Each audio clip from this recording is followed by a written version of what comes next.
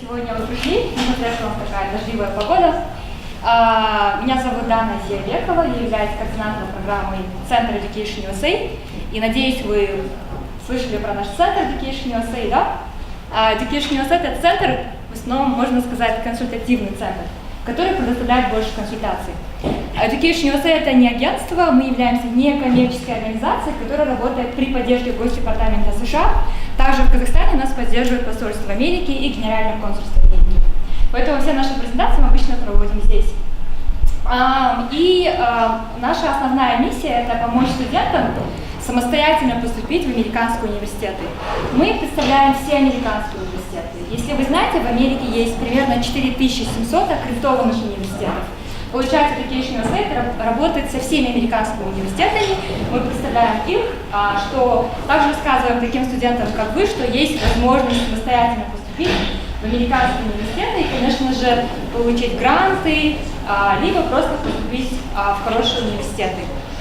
И какие консультации мы проводим? Мы проводим индивидуальные консультации. Допустим, если у вас есть вопросы, которые вы хотели обсудить более индивидуально, например, ваш определенный кейс, то можно записаться на индивидуальную консультацию. Наш офис находится по другому адресу, можно прийти, независимо, если среди вас есть школьники, можете прийти с родителями и более подробно обсудить, то есть составить график, какова ваша подготовка, да, и так далее.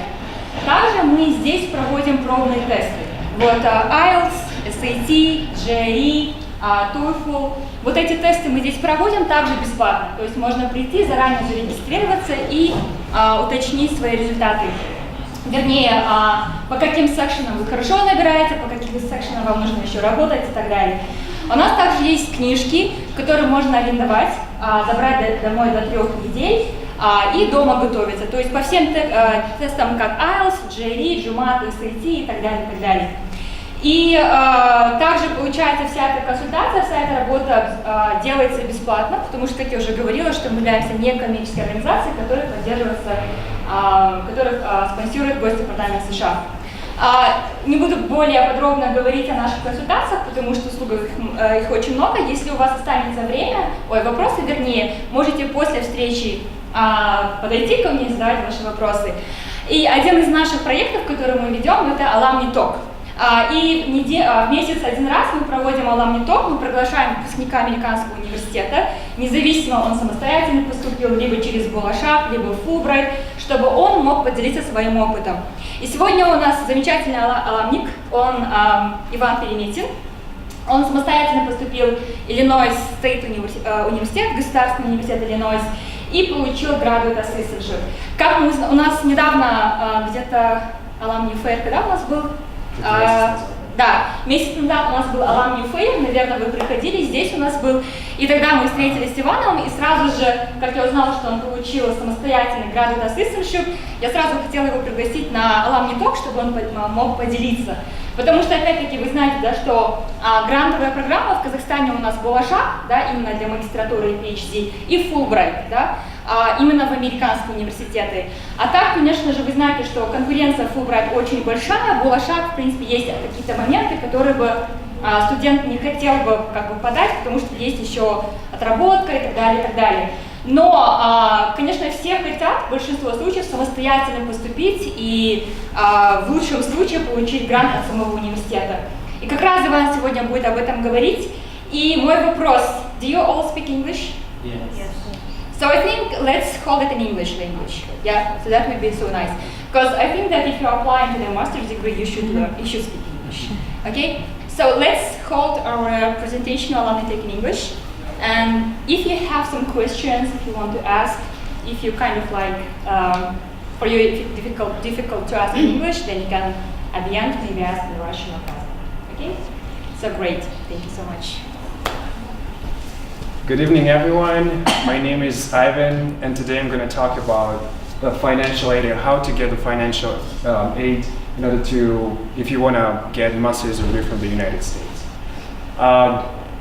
I personally got this graduate assistantship in 2016, and we all learn. So if you don't understand something, just ask me. I can explain you in Russian, right? But during my presentation, I will have certain terms and there are specific terms about financial aid, and I will try to explain them briefly. I mean, I will use English words, but I will try to explain them simpler.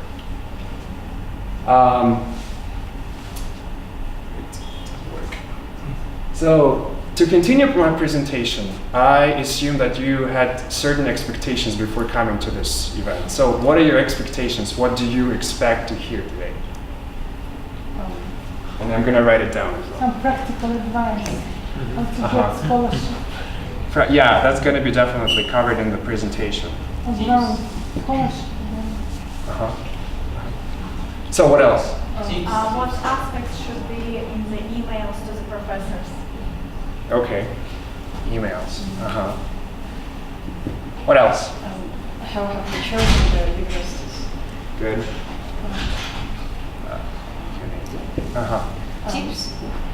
Tips, what kind of tips? Any, yeah, definitely that's going to be in the presentation. So there was a question about how to choose the university. Basically, this presentation, I focused this presentation more on financial aid, but we can discuss that at the end because I expected that questions as well. Did you get the full scholarship? I will. Right now, I want to hear your expectations, and then I will explain everything. Yeah. So what else? Like any other expectations? Ways? What is that? Can you explain? Time period. What do you mean by time here? Deadlines. Deadlines. Okay. Okay. What else? For exams such as GRE or GMAT and IELTS for Exams, right? Okay. And what to do if your expectations are not met? For example, you expected a certain level of education training, but it wasn't that way. You mean from the university? Yeah, from the university. Does it happen? It happens, definitely. It happens. It depends on the university for sure. Yeah, expectations. Okay. And the benefits that you got after you graduated, or you think how like it influenced you in what ways and stuff like that. Like the benefits, yeah. Okay. So how the program has helped you Okay, great. Yeah. evolve that's, as a person. That's yeah. definitely a good question. And Also, Yeah. price and money. price and money, yeah. Yeah. So definitely, this is a good question, but yeah, and yeah, I will try to cover all of them, and if I don't cover them, at the end of the presentation, we will kind of check everything and see what was covered and what was not. Good. So a little agenda. So I want to start by speaking more about myself, about U.S. education system overall, because maybe some of you don't know about that. About my university, I graduated from Illinois State University. About different types of assistantships, different types of financial aids. Assistantships are specific ones. The process of applying for the financial aid, because it's specific as well. And of course, questions at the end. A little bit about myself. After graduating from high school, I went to Kazel, currently it's named Narhoz University, and I get my degree in finance. During my studies, I applied for this type of scholarship, which is called UGrad. It's sponsored by the Department of State. Sure. It's a very, very competitive scholarship, and in my year, they gave only 11 scholarships, and about 600 people applied from all over Kazakhstan. So I was really, really lucky, and that was my first step towards choosing university in the United States.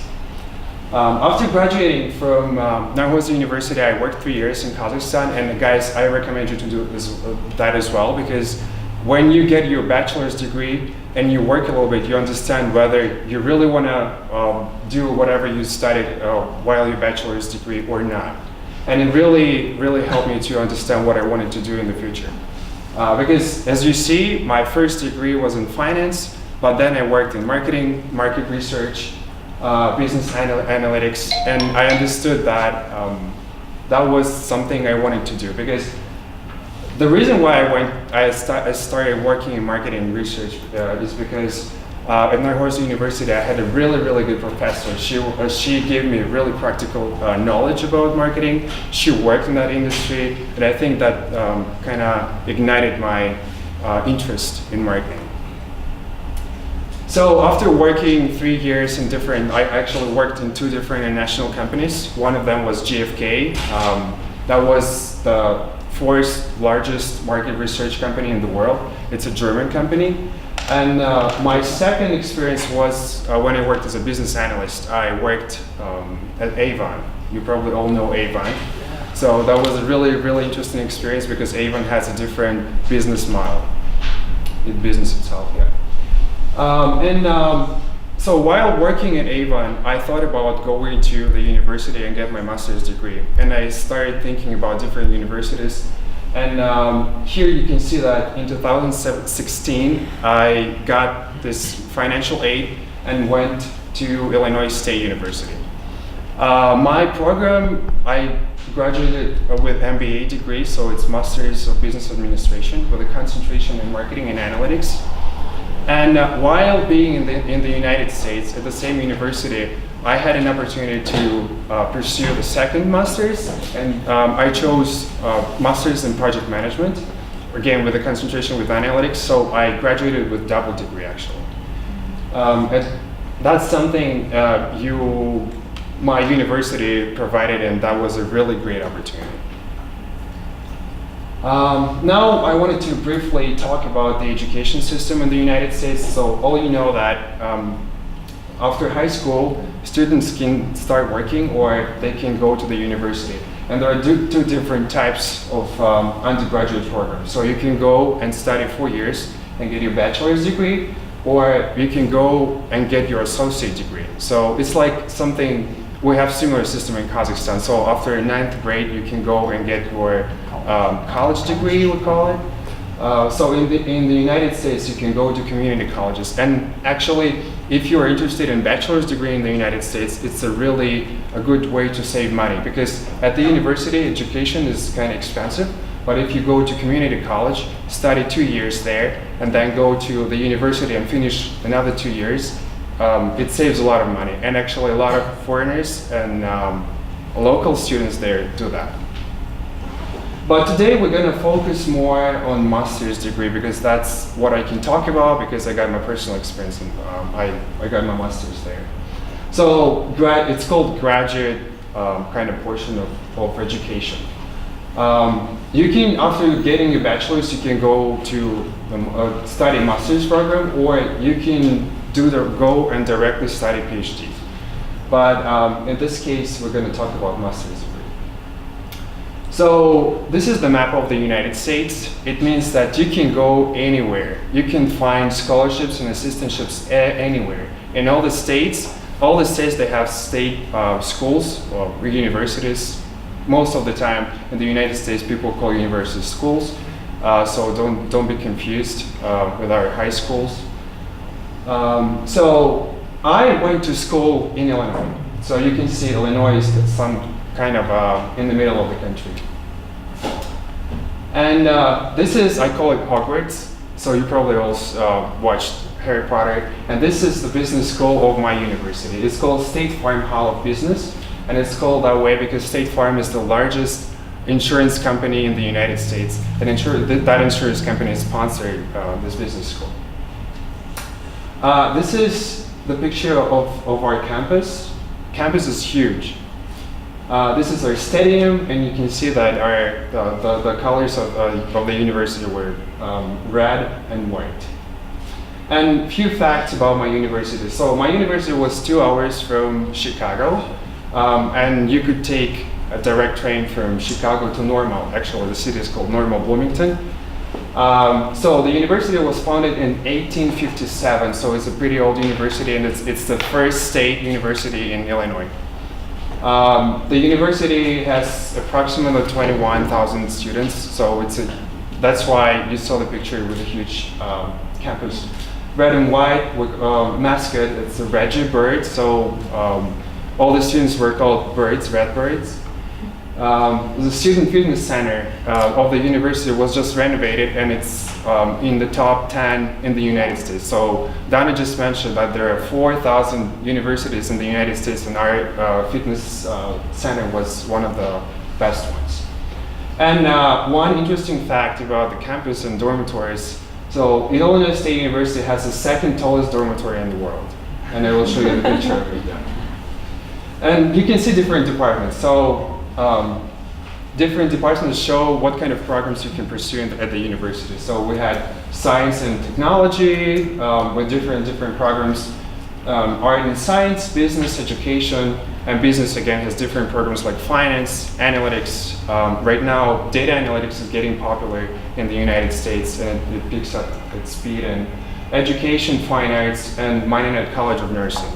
Actually, Minenet College of Nursing is really special to me, and I will explain you why later. So this is the tallest dormitory in the world. It's called Waterhouse. Waterson Towers. And now let's talk more about financial aid. So there are different types of financial aid in the United States. Basically today I'm going to focus on graduate assistantships. So there are 3 different types of graduate assistantships. Graduate teaching assistantship, graduate research assistantship, and pre-professional teaching assistantship. What do they give to you? Like mostly when you go to state school, graduate assistantships, they cover tuition, tuition at the university. So you probably know that in the United States, there are 2 different kind of payments you have to make, tuition and general fees. Do you guys know the difference between those 2 types of payments? You can elaborate on that. Yeah, so the tuition is actually the money which goes, money goes to pay professors. And general fees are usually depends on how many credits you take. So probably you know in Kazakhstan we have the same system. You take several credits per semester. So it depends on how many credits you take. So for foreigners in the United States, you have to take at least 9 credits in graduate school, and you will be considered the full-time student.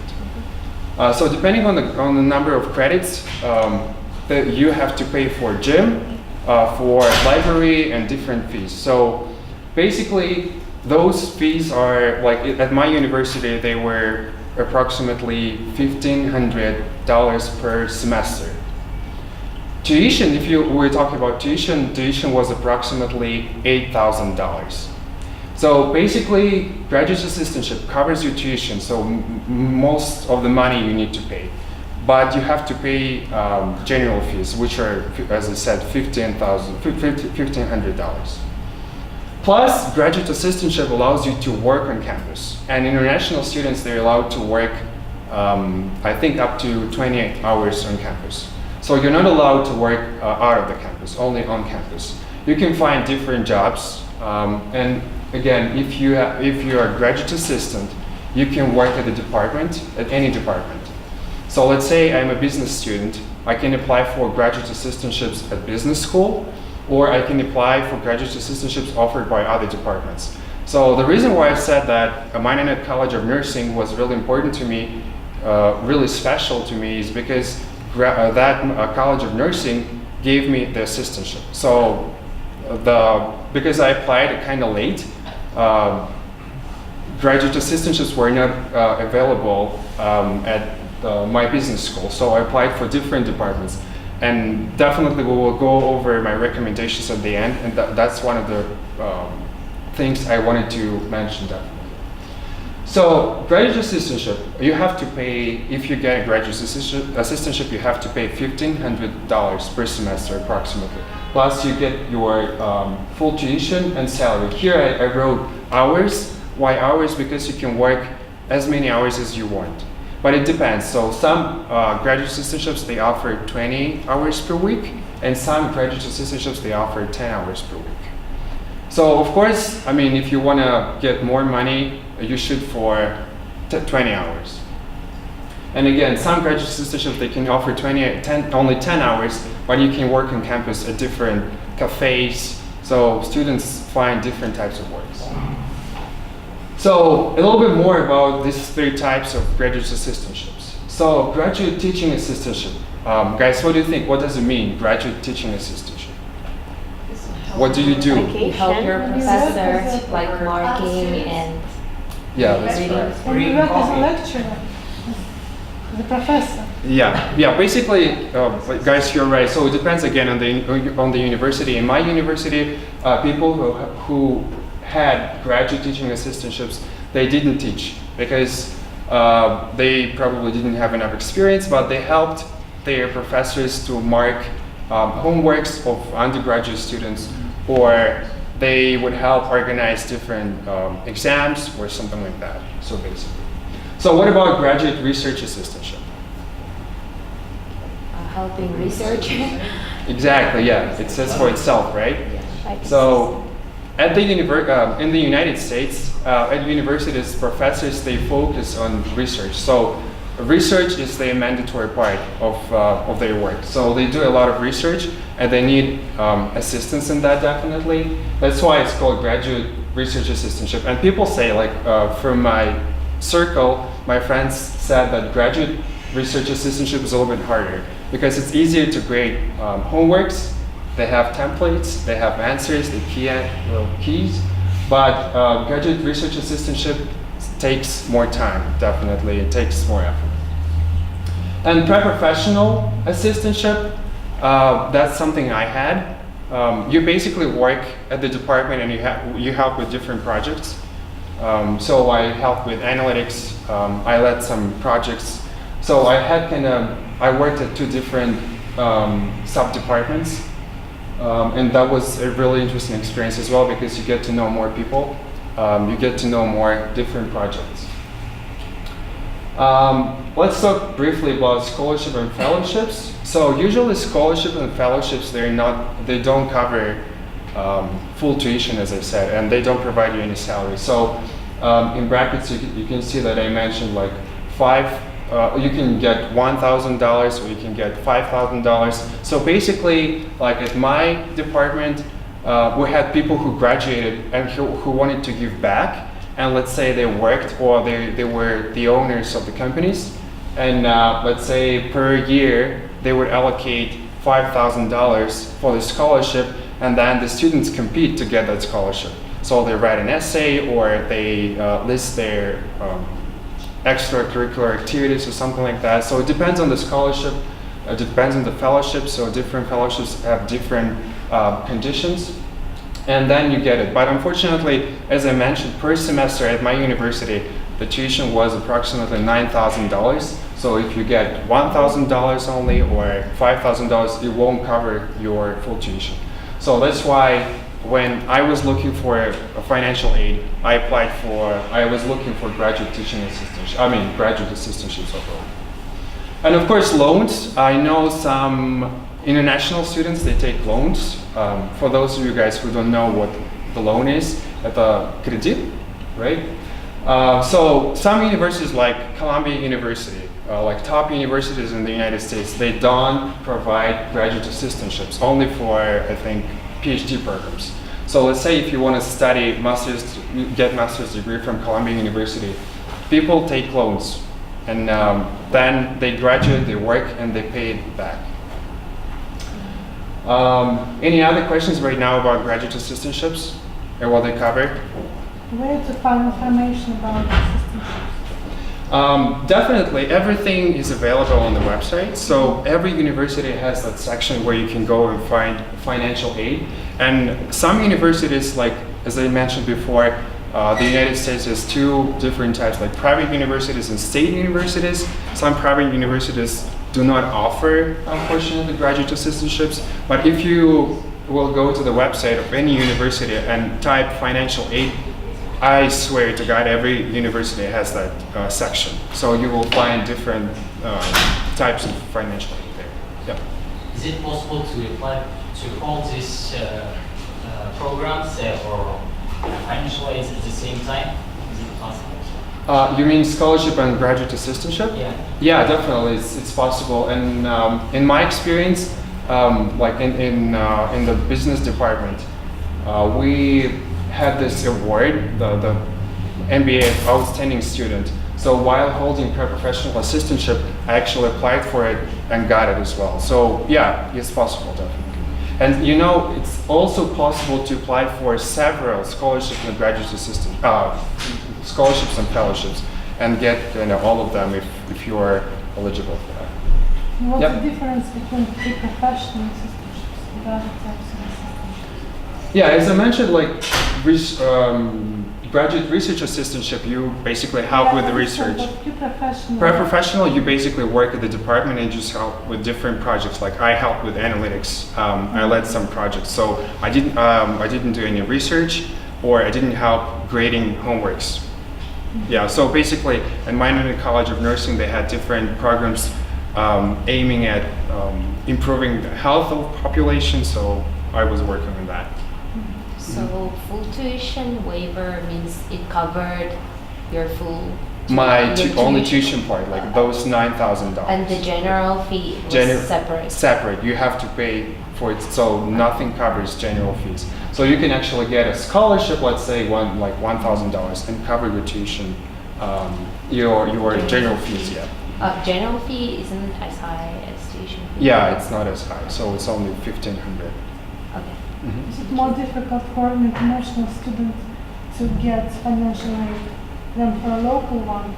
Or I think it doesn't matter, but a lot of universities, they currently in the United States, they try to diverse the population of students. So they try to attract as many international students as possible, and especially my university, they even hired an organization helping to find students from all over the world.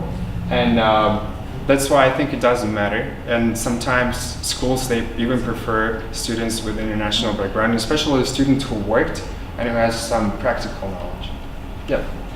Is there any possibility to lost that? Yeah, so you have to maintain certain GPA per semester. So for us it was, I think, 3.0. But I think if you know why you came to the United States, if you know what are you doing there, you're really easy. So you're not going to be, it's not going to be really hard. 3.0 out of 4.0. 4.0, yeah. So basically, you have to have all at least B's in your classes. Yeah.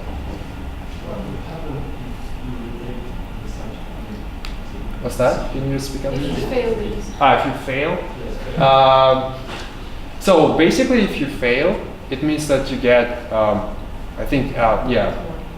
You still. It depends. It depends on the number of subjects or classes you're taking. Because overall, your GPA per semester should be 3.0. So let's say if you take 4 classes, your grade, your 3 grades out of 4 are A's and you fail, you have to calculate the average. So if you maintain, yeah. Definitely, if you fail it, you have to retake it. It depends on so you have to read the contract, because when you get the graduate assistantship, you have to sign and you have to read all the conditions. Yeah. Yep. I didn't understand when you mentioned about medical department. You said that you got a scholarship from medical department, but you applied for business department? Yeah. So that's right. Maybe I have to go. Yeah, definitely. When you first, in order to get this type of scholarship, because you have to kind of maintain, you have to show that you meet certain criteria, and then you have to apply. I will show you on the next slide. But yeah, that's a good question, and you can apply for different departments. Even though you want to study, let's say, computer science, you can apply to different departments and get a financial aid graduate assistantship. Yep. My question was similar to that. So how challenging was it for you, since your background was financing? How challenging was it for you to convince this department of College of Nursing to fund you?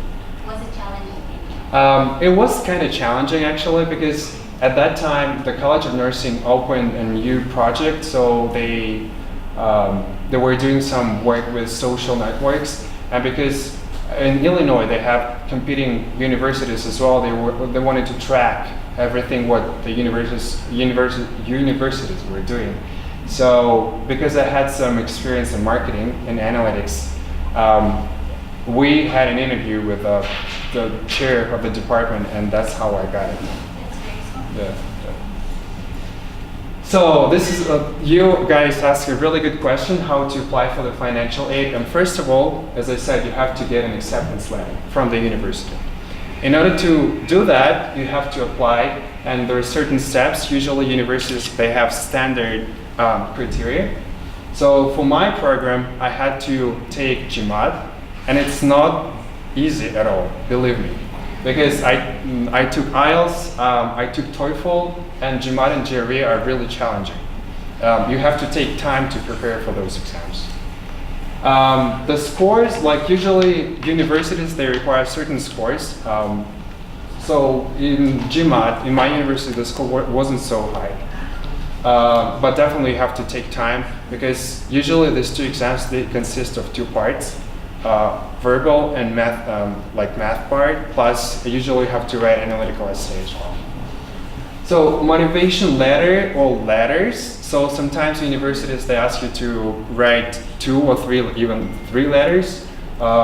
They ask you to write why do you want to pursue a master's degree at certain university, or they can ask you about your leadership experience and why. What kind of experience you got before, and why should they take you? Definitely your resume, CV, transcript from bachelor's degree, and recommendation letters. Usually there are 2 recommendation letters. One letter of, like, if you had an experience, practical experience from your employer, and the second one from one of your professors, because they want to see you from both sides, so like academic and professional. So if you kind of meet all the criteria and all those things, you will get an acceptance letter from the university, and your university will send you a letter and say, guys, you're accepted, please come. But at this point, it means that you have to pay for your tuition, you have to pay full tuition, you have to pay general fees, and etc. Plus, when you go and get if you want to get your student visa, you have to show that you have enough money to support yourself, like accommodation, you have enough money to buy books, you have money to eat and survive. And only after that, when you get this acceptance letter, you can apply for financial aid. You can start looking. So usually the universities, they have this HR website, and you go there and you look for different assistantships. You can start, like, let's say you want to go to the United States in August, you can start looking for those assistantships at the very beginning of the year. So starting from January, you can start looking for them. And let's say you got an acceptance letter from the department, the business department, but you can look for graduate assistantships at any department. So it really depends on your experience, it depends on your skills. So as I said, I got my graduate assistantship from the College of Nursing, and I didn't have any medical degree, but because I had experience in marketing and analytics and they required that specific person, I got it. So always kind of try to look broader and research. Yep. Did you apply for many departments? Yeah, definitely. I applied to many departments. So I applied to the department, the business department, but unfortunately, as I said, because I applied kind of late, they were out of scholarships, graduate assistantships. It's really also really important to write directly to the directors of the department, because when you have this personal connection, they may recommend you for different departments. So that's what happened to me. Actually, the person who was in charge of the business departments, she recommended my candidacy for the nursing department. After degree, can you stay there and find a job? Yeah, you can. And this is a really interesting question as well, because in the United States right now, the situation is really, really difficult. So you can, my MBA degree, usually after MBA degree, you can stay only 1 year and work. So the program is called OPT, Optional Practical Training. And you have to apply for it. So you can stay on your student visa. I mean, this is a special program, so it's your student visa plus this OPT. You can work only 1 year, and after that you can apply for the working visa, which is called H-1B. But unfortunately, because in the United States, the process of getting H-1B visa consists of 2 stages, and one of them is lottery. So let's say the company, after your 1 year, wants to hire you. So they hire a lawyer, they do a lot of paperwork, and they submit everything. So on the first stage, the system selects only a certain number of applications. So it means that, I don't know exactly the number, let's say 25%. So if you are not in that 25%, you are not, so your application is not moved forward. So that's why right now a lot of companies, they're not willing to hire internationals because there's a chance that the company will lose money.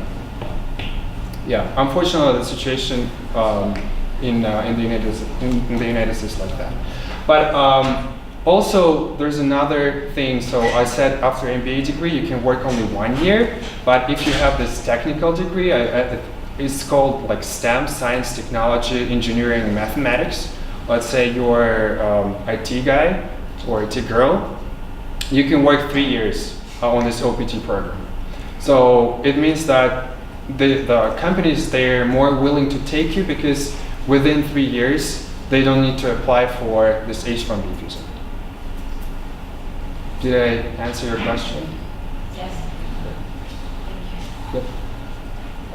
So you go to the HR website and you look for those financial aids from different departments and email department directors directly. As I said, they can recommend you for another assistantship.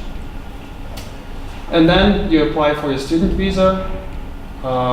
When you have the document that you got this assistantship, because remember I told you on the first stage, you have to when you don't have this assistantship, you have to show a lot of money because they want to see that you can pay for tuition, you can pay for general fees, for accommodation, for food and different expenses. But when you get your financial aid, that document goes to the admissions department and they actually reduce the amount of money you have to show for your student visa, so which is really, really beneficial. Yep. Go ahead. How much time does it take to answer to the email? You mean to the director of the department? It depends. So some departments, they respond right away, and some departments respond. I mean, it depends. Really depends on the university. What's that? Acceptance, that how many weeks should we? Again, depends on the university. So some universities, like top universities, they have a schedule. So you can go to the website. They have a certain deadline when you have to apply all the documents, submit all your documents, and then, like let's say in 3 weeks or in 1 month, they will reply saying that if you're accepted or not. So again, depends on the university, on the ranking. So in my university, it was kind of fast. I think within 1 week, I got an acceptance letter. Yep. Let's think that we can fit these requirements, but what will be after? For example, with whom would we compete, for example, as a candidate for one place, one sport? You mean for the assistantship? Yeah, for assistantship. So maybe you must be smart or talented, maybe about your background. Yeah, definitely. So let's say I had some friends with finance background, and they applied for those graduate assistantships at the business department.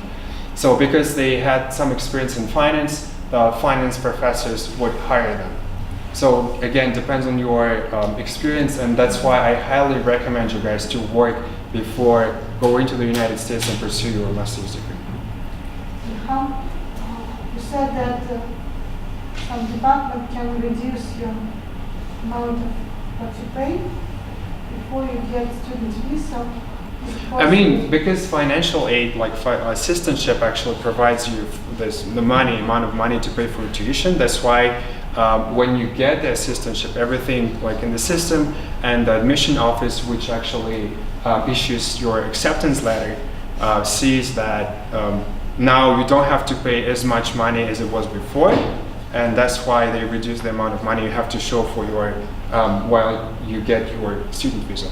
What's the order? Like, so first you get the acceptance letter, then you need to get a student visa, and then you No, need first to... like you have to, because Yeah. you want first, you can apply for student visa, but I recommend you to apply for the citizenship first, Yeah, right. because the amount of money you have to show at the embassy Right. reduces significantly. Right. That's why. Yeah. Okay, so you can do it in the order where you get the acceptance Yeah. letter, then the citizenship, and Yeah. then the visa. Yeah, exactly. Here on the slide, actually, I listed that in that specific order. So first get Alright.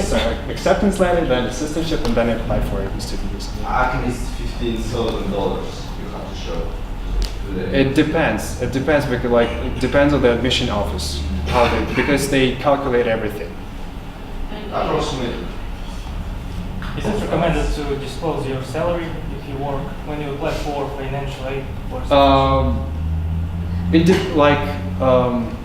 If we're talking about scholarships, so there are some need-based scholarships, right? And if you show that you earn just not enough money, you can apply for that scholarship. But usually, you can, because when you get an assistantship, you have to write a letter.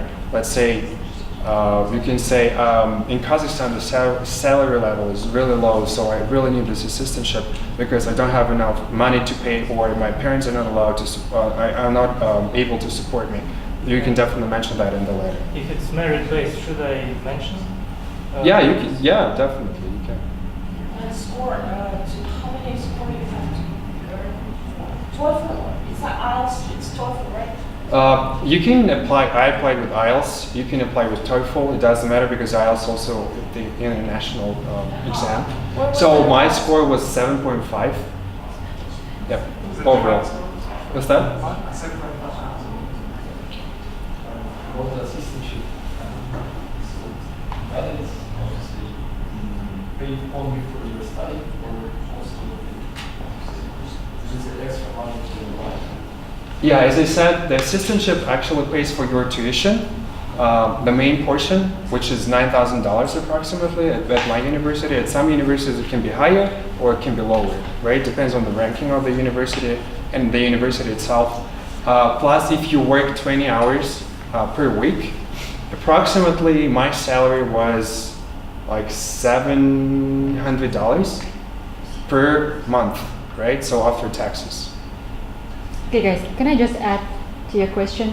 So there was a question like about what is the approximate amount, like cost, like total cost to show in order to get a visa or in order to get an acceptance letter.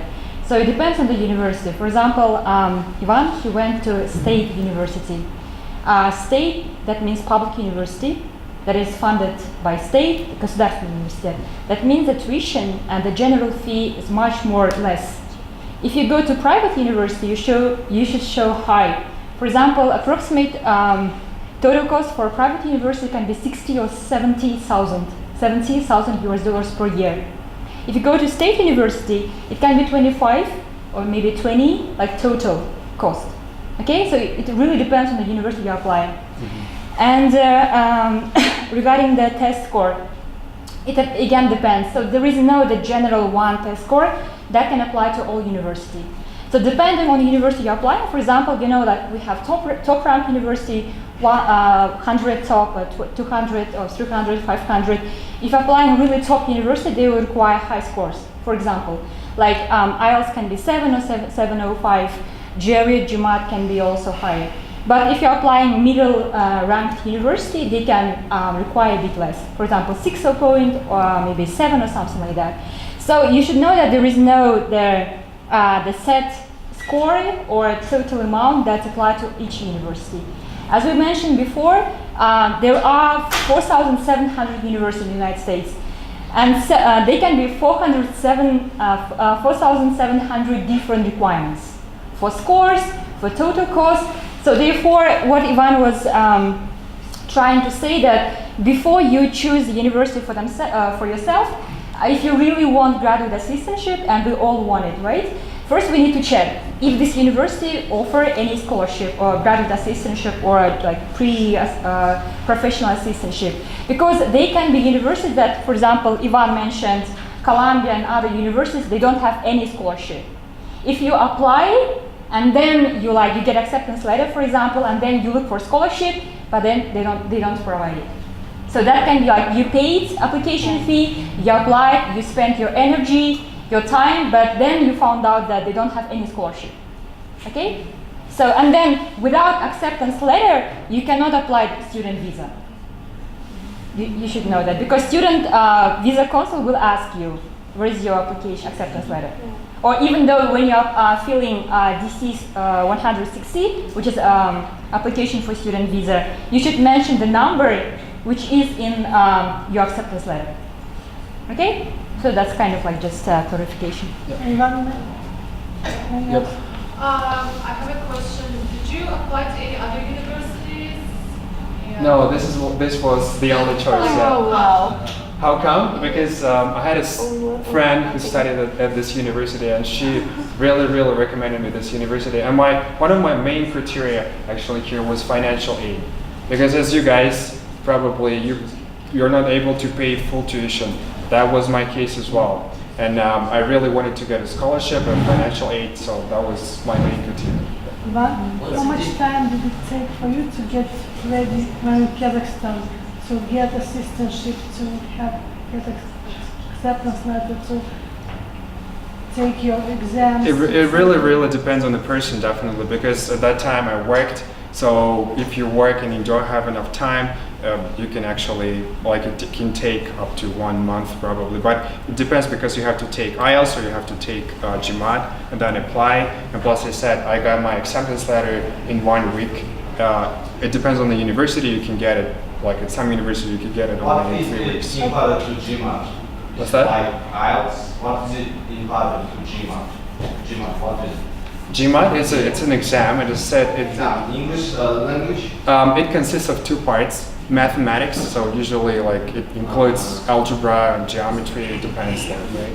And verbal part. It doesn't where matter even if I study for philology. No, it doesn't. I mean, it depends, because some universities they will ask you to take GRE or GMAT. I know that people who pursue political science, they take GRE.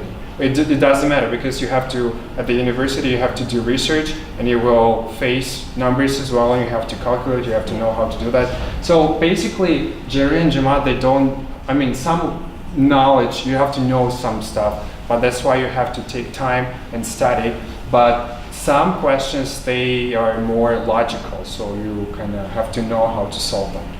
How did you prepare for the GRE, GMAT? So I just did my research, and I found the most valuable books. The books, because verbal part consists of different parts as well, like a critical reasoning or grammar and stuff like that. I think 4 parts, I don't remember exactly. So I found books, I bought them on eBay, and I studied them from cover to cover. Mm-hmm. Yeah. Did you get your master's degree? Yes. And what's the GPA? My GPA? Is it really important? My GPA was 3.91 out of 4. Guys, I said, if you know why you go there, it's not so difficult. But in your case, how much time did it take? 1 month only, which is a very short period. I can say 2 months.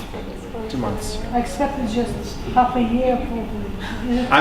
Application, but I'm not talking about the preparation for the exams. It took definitely longer, because I know if you want to get a high score in GMAT, you have to prepare. If you don't have any clue about those exams, you have to prepare at least 8 months. It depends on the person, definitely. Depends on your ability to memorize things. When did you graduate? I graduated in 2019. 18, not 19. 18. I came back in 19. And why did you? Very fresh.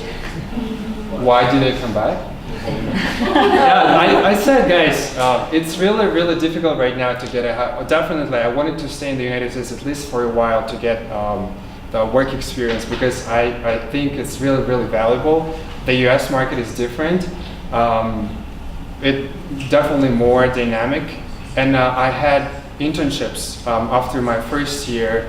My internship wasn't in Illinois. It was in New York State, not New York City, the Buffalo City. So that was a really valuable experience, which I definitely learned something, brought new skills, and now I apply them in my current work. Is it difficult for locals to find work after graduation? No, for locals it's definitely easier because they don't need to go through all that paperwork and process to get working visa. Can I ask Yep. a question? Do you need to find a supervisor for the MBA, or you just decided as supervisor? You will be assigned an advisor. So each department has its own advisor, yeah, and you will be definitely assigned to one of them. Okay, So just, don't worry about that. In the engineering degree, I have to find a supervisor myself. Where? In the United States? In Canada. In Canada? Yeah, but yeah, in the United States, I don't know about different departments, but in my department, we were assigned to a person who would guide us through the whole program. So we would choose the subjects with her, the classes, and she would recommend us what to take. I have just one question. What's the difference between scholarships and fellowships? Because I think that they are similar, but they have some. Yeah, basically, like in my experience, I haven't had any experience with scholarship or fellowships. For me, they're almost the same, but probably Donna can answer that question. they're almost the same. Yeah. But what's it? Why is it different? No, they have different. How to say? For example, fellowship and scholarship can be and fellowship can be partially, but I heard that fellowship is a bit hard to get than assistantship. For example, fellowship is very similar to scholarship. I don't know why they call it a different way. But definitely scholarship and fellowship, they're kind of similar, but they are a bit hard to get. Assistantship a bit easier because you need to work for the money you are getting from the university. Yeah. Okay? Could you also share your GMAT score? GMAT score, it was 570, I think. It wasn't so high, so but it was enough for to get And into. I have a question about your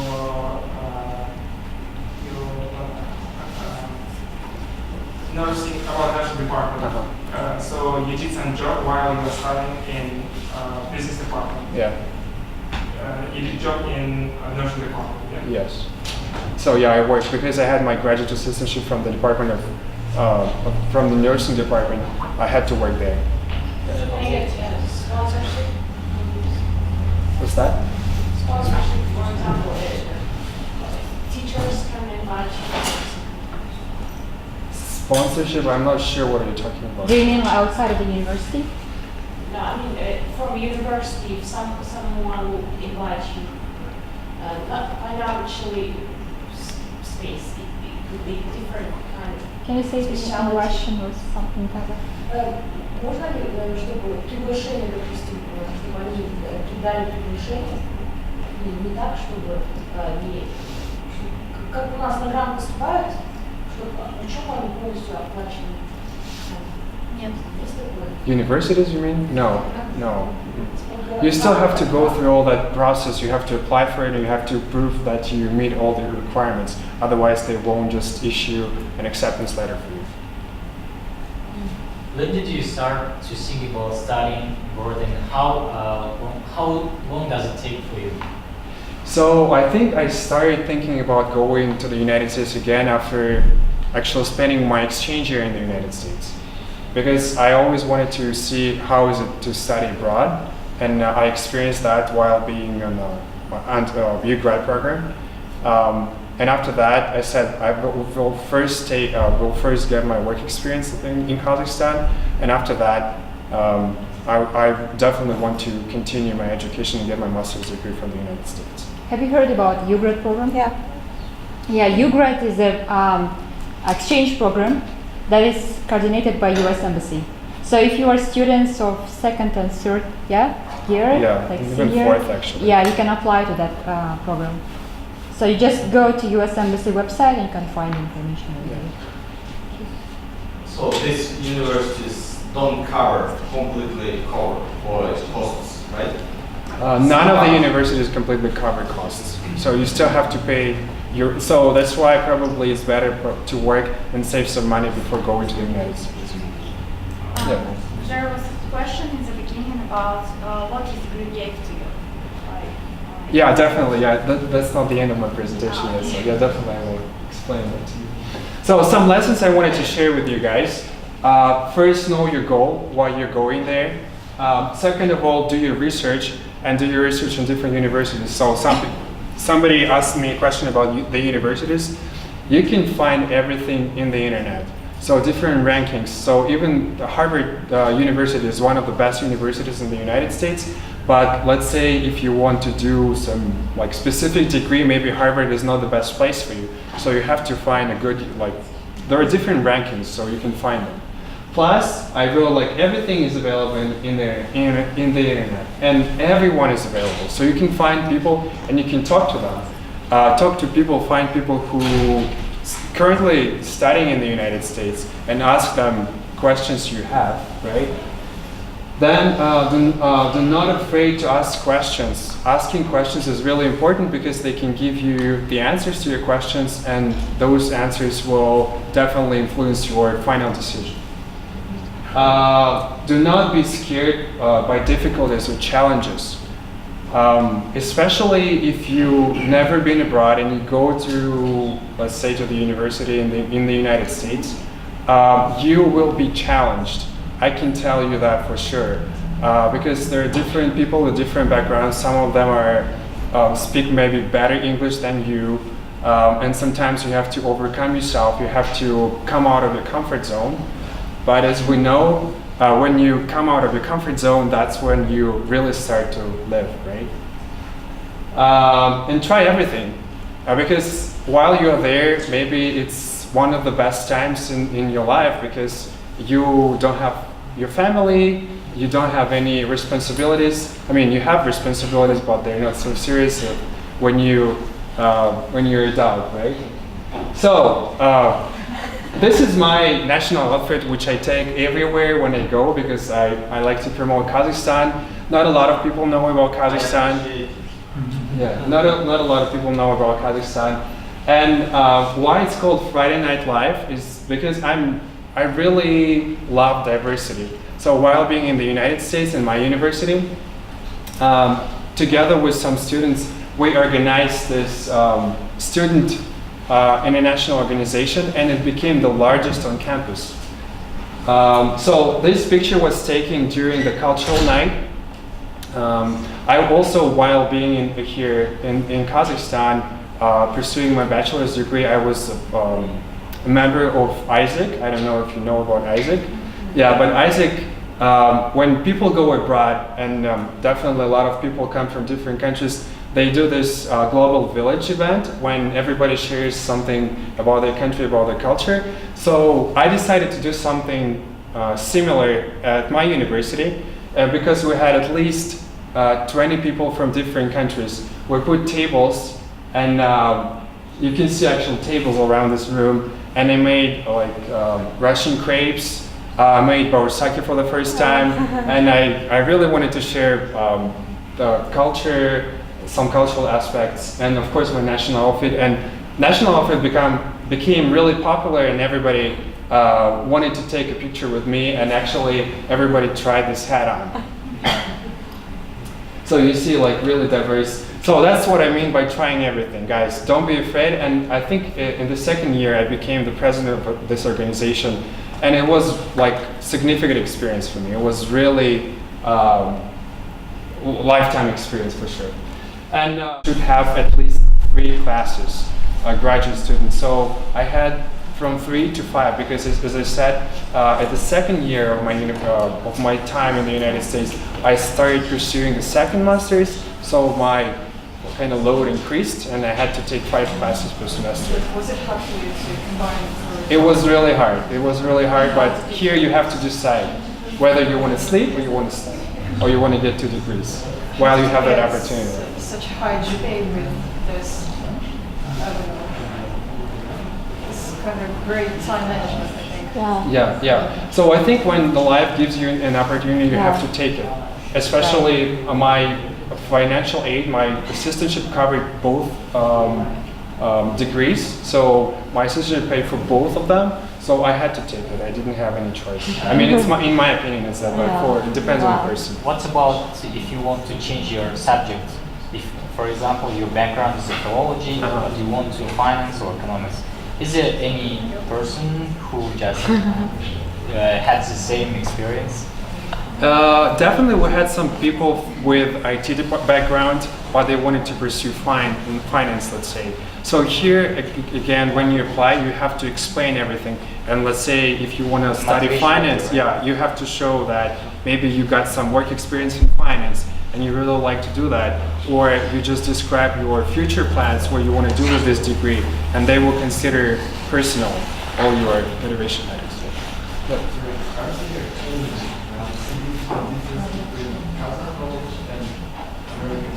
You mean education? Yeah, definitely. There's, I mean, it's very hard to find a job there because I heard that it's not useful in our country. So definitely there is a big difference, and I felt that when I first went on my exchange program.